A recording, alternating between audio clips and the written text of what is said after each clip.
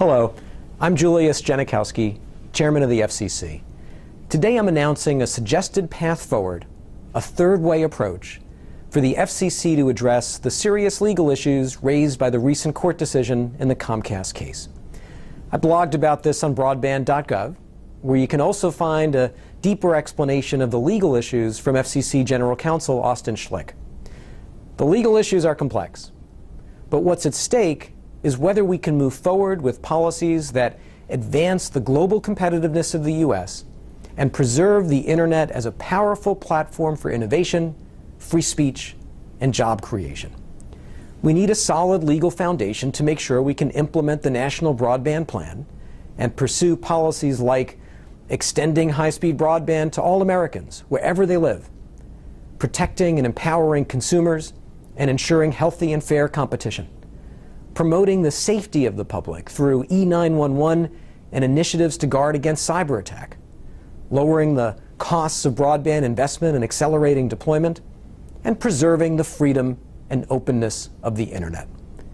We need to do this in a way that reflects an appropriate view of the role of government, one that takes a light-touch approach to fast-changing technologies, that reflects a strong belief in the free market and in private investment as essential engines of economic growth, the importance of a healthy return on investment, the powerful role that entrepreneurs, innovators, startups, and small businesses must play in fueling job creation and American economic success, and also in understanding that the government has a vital but limited role in advancing common goals.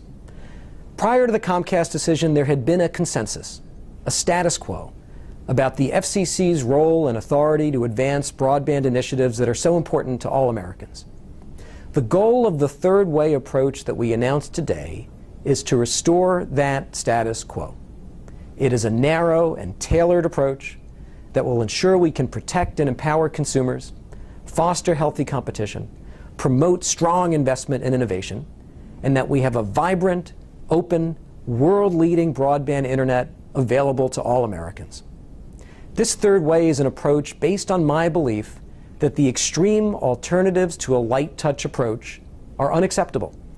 Heavy-handed prescriptive regulation can chill investment and innovation, and a do-nothing approach can leave consumers unprotected and competition unpromoted, which itself would ultimately lead to reduced investment and innovation.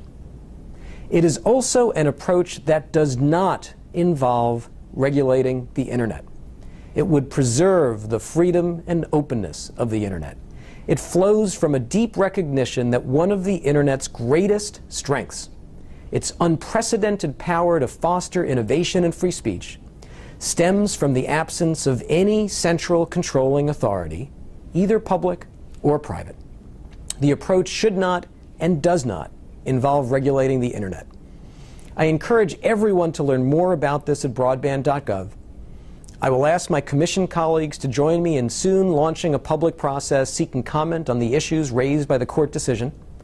We will seek input on all options and invite new ideas. I call on all stakeholders to work with us productively to solve the problem the Comcast decision has created in order to ensure a solid legal foundation for protecting consumers, promoting innovation and job creation, and fostering a world-leading broadband infrastructure for all Americans. Thank you.